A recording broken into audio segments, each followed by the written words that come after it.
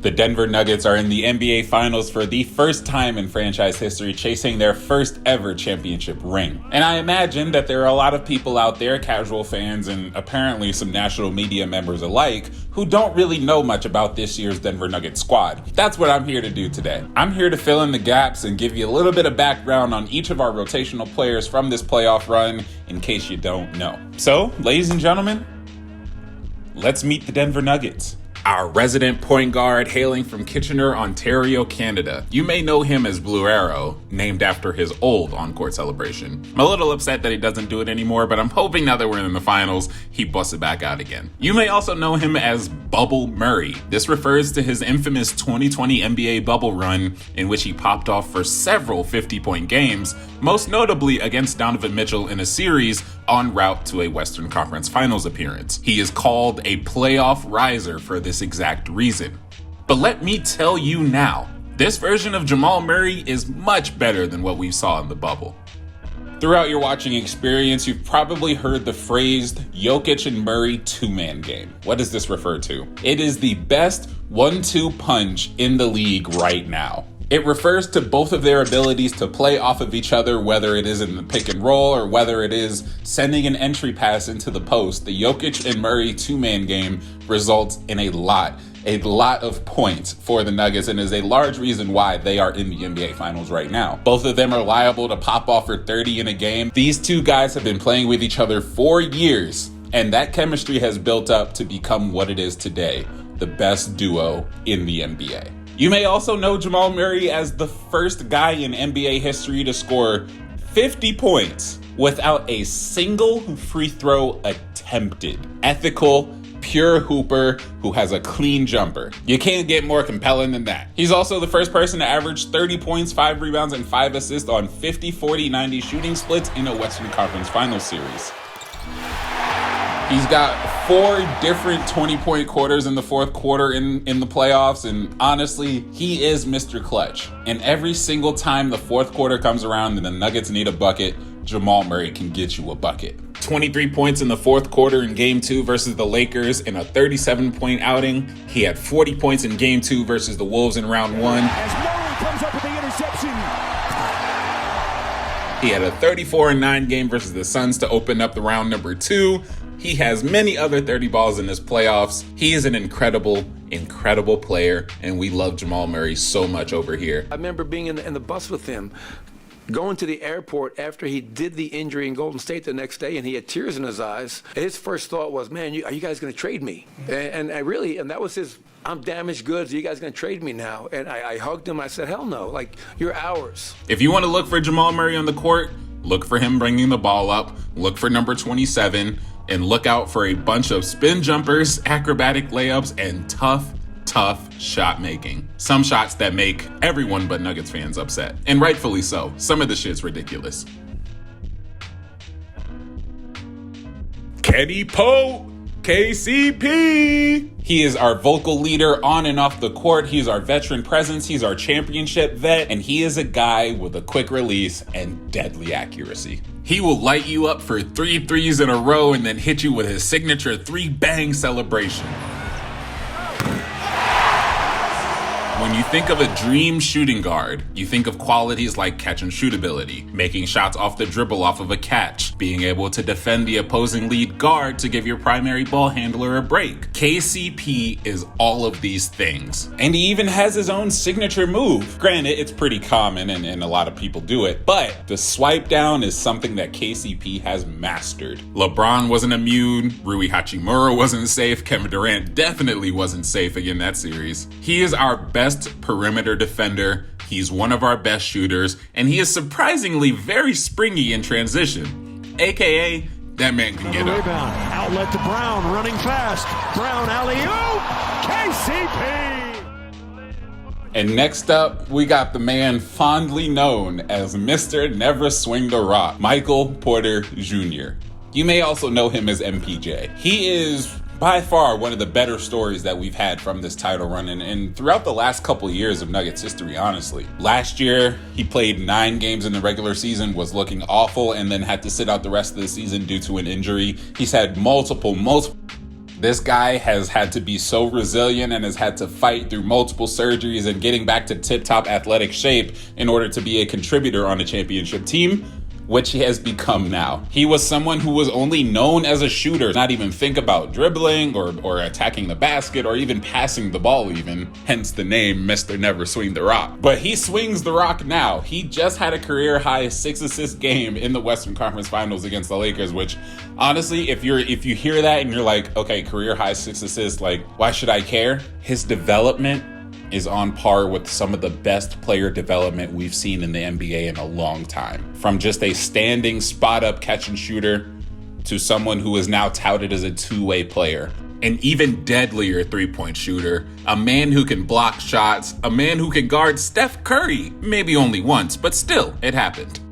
And a man who now does put-back dunks over his own teammates. If you want to find MPJ on the court, find him running hands-off with Nikola Jokic at the top of the key, or waiting to shoot over someone on the right or left wing. He really, sincerely does not care about a contest. He will shoot anything, and I'm not exaggerating. He also holds a world record, if you didn't know. The cleanest sounding swish in NBA history.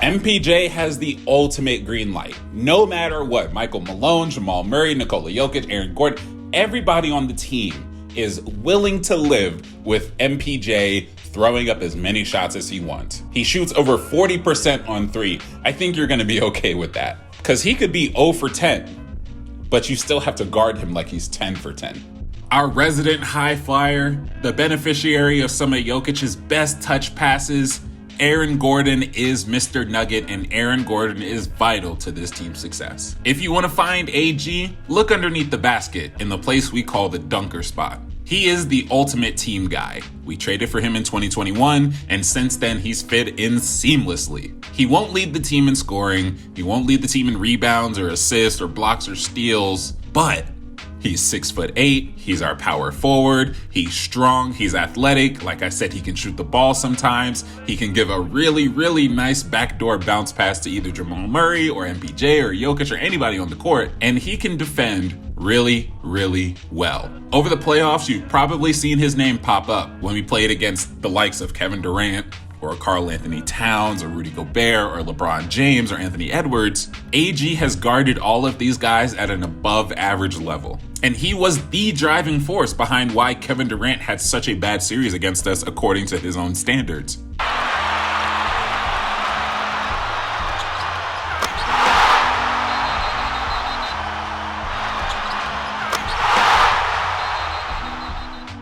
The Joker, Big Honey Yoke, my favorite player of all time. Nikola Jokic is our back-to-back MVP. He's our offensive engine, he's our point center, he's our Serbian, and he's our heart. He is everything you'd want in a franchise player. Incredibly unselfish, sometimes to a fault. He gives the ball up and gives credit to everyone, even when he is accredited individually for an award. And he embodies that every single time he steps on the floor. If you want shooting, look at Steph Curry. If you want passing, look at Magic Johnson. If you want rebounding, look at Wilt. If you want clutch gene, look at Michael Jordan. If you want IQ, look at LeBron James. If you want post moves, look at Hakeem Olajuwon. And if you want all of that, look at Nikola Jokic. He is the reason we are here in the finals. He is the reason why we are a perennial 50-win team. He is the reason why I'm about to start calling this team a dynasty, because he is that damn good. And he's a majority of our highlight reel. He's got 50-point games. He's got 40-point triple-doubles. He's got the record for the fastest triple-double in a game. He's been breaking Wilt Chamberlain's half-century-long records. He's got the most triple-doubles in a playoff run. He's known for hitting some of the most ridiculous catapult-style jumpers we have ever seen in this league. Falling away, puts it up. Bang! Nikola Jokic! And if you ever see him make a pass that looks insane and probably won't get to its target, you'd be surprised.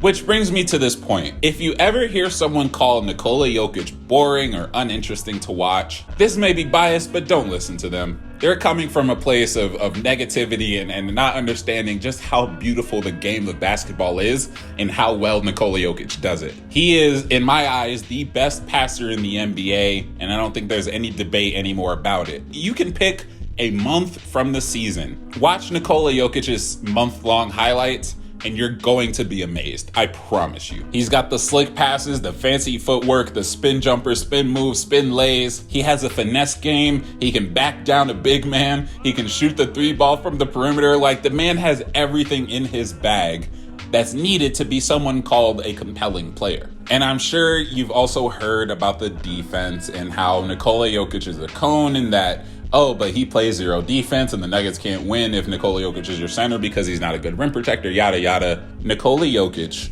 is a good defender. I'm not going to call him elite. I'm not going to call him very good. Nikola Jokic is an average to slightly above average defender now. The narratives you hear about people saying he can't play defense anymore, those are washed. Those are old. Those are baseless claims now. We just watched Nikola Jokic pretty much lock up Anthony Davis for 3 games in the Western Conference Finals. We saw him attack pick and rolls on the defensive side that people thought was going to be an issue for him. He was blitzing guards. He had active hands. He was getting blocks on AD and other people at the rim. He was giving really strong contests in the post. He was playing really good defense. He has dispelled a million rumors about him, about his team, and about his defense. It's time to listen to the new narratives. Nikola Jokic is a championship level player. Brucey B, our 6th starter, our first man off the bench, the biggest steal in the 2022 offseason. Bruce Brown can give you so many different things on the floor. He can score 20 points.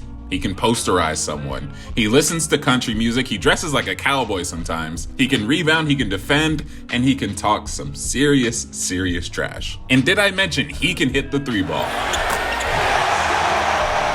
And we got all of this skill and versatility in the 6'4" package for $6.5 million a year. For reference, D'Angelo Russell was paid $31 million over this past year and got completely outplayed by our 6th man. And he got his celebration snatched. I'd feel pretty upset if that happened to me. He's not the best defender, but he definitely tries. So just try to attack his feet and get to the rim. And I'm going to be upset when Bruce Brown gets paid somewhere else because Denver ain't going to be able to pay him what he's owed, and for good reason, because that man has earned a bag. Old man Uncle Jeff Green. He's a journeyman. He's been in our rotation for a couple of seasons now, but before that, he was on 11 other teams. And you've probably heard of him, or at least seen him play at least once, because the teams he was on were the Sonics, the Thunder, the Grizzlies, the Clippers, the Magic, the Cavs, the Wizards, the Rockets, and the Nets. Am I missing one? 12 total teams. Why is that? He's a great locker room presence. He's a stable veteran on and off the court. And he is someone who has spent every year since 2007 just playing his role. His career high PPG in a season was 16.9. He'll give you 5 rebounds. He'll give you a couple assists every now and then. He'll give you a good hustle play. That's all you need from Jeff Green. He's never been an all-star, but he's always been employed. He's also someone who can deliver a highlight dunk seemingly every other game, which is crazy for being 36 years old. He's got Green with him. And Green flushes it by his man. Oh, and he throws it down with authority.